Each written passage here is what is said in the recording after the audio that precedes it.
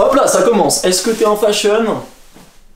J'ai créé un test pour le savoir. Donc j'ai créé le test du fashion. Il a pour but de déterminer ton niveau d'implication dans la mode et dans son univers. Et il se compose en 10 questions qu'on va faire ensemble. Donc voilà, je t'invite à te prendre un petit coca, à te mettre à l'aise, et puis on est parti. Let's go. Allez, je sais pas faire une transition. Hop là, transition. Par exemple, moi je suis quelqu'un qui fait plutôt attention à son style, arrête de bouger. Je fais attention à mon style, j'ai un œil sur les tendances qui pop, et je me suis posé la question, Etienne, est-ce que t'es vraiment en fashion? Parce que si je me compare à d'autres personnes qui sont dans cette industrie, et je parle de ces types-là que je vais mettre à l'image, bah je me considère pas autant impliqué, tu vois. Donc ce test que j'ai créé, le test du fashion, a pour but de déterminer ton niveau d'implication. Il se compose en 10 questions. Chaque question, tu vas répondre par oui ou par non. Chaque oui te fait gagner 1 point. Et au final, on va tout remettre sur 5 pour te positionner sur cette échelle. Cette échelle, elle commence par le fashion newbie. T'as le fashion moderate, le fashion enthousiaste, le fashion élitiste et le fashion toxique, le pire de tous. Vous me direz ce que vous en pensez dans les commentaires. D'ailleurs, n'hésite pas à dire quel score t'as eu et lequel de ces personnages tu es, ça m'intéresse. Et sans plus attendre, on va commencer avec la première question. Est-ce que t'as déjà changé de tenue plus de 5 fois dans la même journée? Donc c'est une question qui a pour but de voir si t'es quelqu'un qui a beaucoup de fringues et si tu t'habilles beaucoup, et voilà. Et pour moi c'est oui, parce que j'ai dû faire un TikTok de merde où je faisais, tu sais, la trend Monday, Tuesday, Wednesday, Thursday, et avec un outfit par jour et tout, pour faire un récap de la semaine de tes outfits, sauf que je l'ai fait en une journée pour faire le TikTok. Et donc c'est un oui, voilà. La deuxième question, est-ce que j'ai déjà mis plus de 300 € dans un vêtement? C'est oui. Le voilà. Le pantalon à 500 balles de la marque Amicus, j'en suis fier. Il y en a qui achètent des PS5, moi j'achète des pantalons. Je suis très heureux de l'avoir, c'est une de mes marques préférées, pour ceux qui connaissent, c'est incroyable. Et en fait je me devais d'avoir une pièce de cette marque parce que j'en suis dingue, c'est un truc que je kiffe. C'est totalement dans mon style, dans ma DA, c'est totalement un truc que je vais porter sur des années et des années. Et dès que j'ai un peu plus de blé, bah, j'achète toute la collection qu'ils ont. Hein. C'était quelque chose de réfléchi en fait, et je regrette absolument pas. Je me suis beaucoup exprimé d'ailleurs sur ça. J'ai trop parlé en fait, je crois que j'ai trop parlé. C'est pas grave. Prochaine question. Est-ce que t'as déjà eu des sentiments pour un vêtement? Alors, laissez-moi m'expliquer, il n'y a rien de chelou ou de sexuel dans cette question. Je parle plus de la valeur émotionnelle. Par exemple, moi j'avais un pull que j'avais pété à mon daron, un pull en laine magnifique, genre un pull italien et tout. Je le mettais à chaque soirée, j'en étais hyper fan. Et du coup, grosse valeur émotionnelle. Et surtout, je m'en suis aperçu quand ma daronne l'a mis à laver et qu'il a rétréci de moitié et que je pouvais plus mettre. Et du coup, j'ai fait la gueule à ma daronne pendant 2 semaines. Mais ça, c'est encore une autre histoire. Sentiment, valeur émotionnelle, voilà. Est-ce que t'as eu une valeur émotionnelle pour un vêtement? Je pense que c'est quelque chose que beaucoup de gens ont, surtout quand ça vient d'une personne, que c'est un cadeau et que du coup ça devient plus qu'un vêtement en fait. Ça devient une pièce vraiment unique. Et donc, dans ce sens, oui. Quatrième question, ta paire ou ta mère?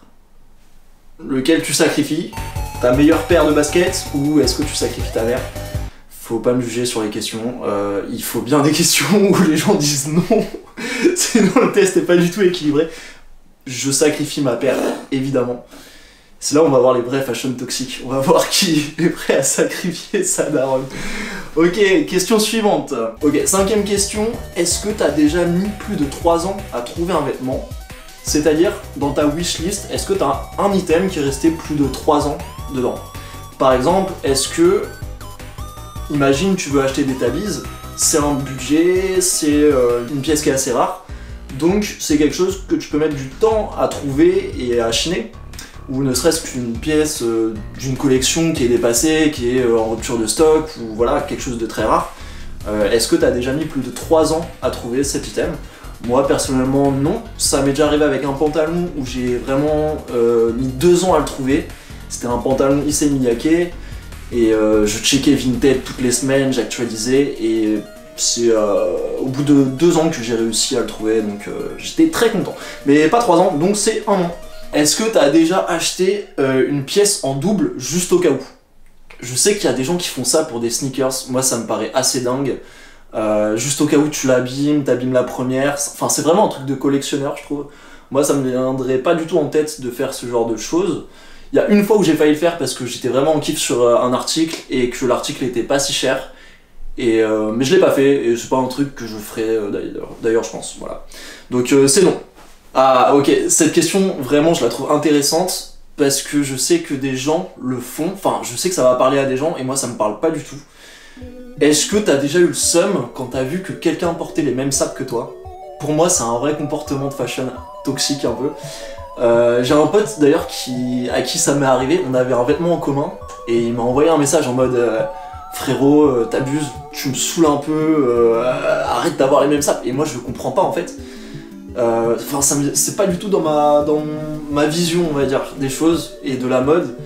Pour moi on peut très bien avoir les mêmes sapes, on les portera forcément différemment, ne serait-ce que parce qu'on a tous des morphologies différentes et des manières de porter, de styliser les vêtements qui sont propres à nous. Donc non, moi j'ai pas du tout le seum quand je vois quelqu'un qui a la même paire que moi ou les mêmes marques que moi, tu vois. Au contraire, je suis plus en mode bah ça me fait un point commun, ça me fait quelque chose à partager. Et du coup, moi je dis non. Enfin, c'est un non pour cette question. Ok, question 8. Est-ce que t'as déjà fait un outfit of the day et tu l'as posté sur les réseaux? En vrai, je pense que c'est la question où tout le monde va dire oui. Je pense qu'on l'a tous déjà fait une fois. Je pense qu'on l'a tous déjà fait. Je pense que c'est la question où la majorité des gens vont dire oui. Ouais, moi je l'ai fait. Enfin, tu vois, sur mon TikTok, y a que ça. Vraiment. Question 9. Est-ce que t'as déjà demandé la référence d'une sape à quelqu'un dans la rue? Moi, il y a des gens qui sont arrivés vers moi en me demandant des références. Ça est déjà arrivé, et je pense que c'est un truc qui se fait de temps en temps. Après, moi, je l'ai jamais fait, donc c'est non. Voilà. Et dernière question, mais qui n'est pas des moindres, mais c'est assez rare, je pense. Est-ce que t'as déjà assisté à un défilé de mode? Moi, perso, non. C'est peut-être une expérience que j'aimerais bien faire, mais les défilés, je trouve que c'est un peu dommage, parce que c'est très statique. Il y a les gens qui passent, les mannequins qui passent, tu les vois qu'une fois en très peu de temps. Et tout est millimétré, rien ne dépasse, il n'y a pas une grosse marge de manœuvre, il n'y a pas trop d'interaction. Donc c'est pas le genre d'événement qui me parle le plus dans la mode. Je préfère largement les pop-up où tu peux rencontrer, parler, essayer, styliser, avoir un regard un peu différent sur les choses. Ou les défilés où c'est justement un peu trop figé, je trouve en fait. Ça manque d'interaction, ça manque d'échange en fait. C'est très linéaire un défilé de mode. Donc voilà. Mais tout ça pour dire que non, je suis jamais allé à un défilé, j'ai jamais assisté à un défilé. Après, je serais curieux quand même pour certaines marques d'aller voir. C'est un truc auquel je suis pas du tout fermé. Et voilà. Donc c'est encore un non. Voilà, on va passer au résultat. Là, c'est le moment de calculer. Ok, c'est bon, j'ai calculé et j'ai 4 oui. Je m'attendais à en avoir un tout petit peu plus. Ça fait de moi un fashion moderate. Et je trouve que c'est assez représentatif, dans le sens où j'ai pas un style qui est extravagant, je vais pas casser les codes. Je vais plutôt chercher ce qui va me parler et rester un peu dans ça. Et donc voilà, mais c'est pas grave, puisque ça me convient totalement. N'hésitez surtout pas à me dire lequel vous êtes, j'ai très hâte de voir, mais ça m'étonnerait qu'il y ait des fashion toxiques, genre vraiment, qui soient prêts à sacrifier leur daronne. En tout cas, j'espère pas. J'espère que vos daronnes vont bien d'ailleurs, surtout celle de Théo. Sur ce, moi je vous dis à la prochaine, j'espère que vous avez kiffé ce petit format, et puis je vous fais des petits bisous, j'espère que 2025 sera cool, et on va parler de mode en 2025. Besos, besos, comme on dit en espagnol. Si, si, caliente, salsa, guacamole, tequila.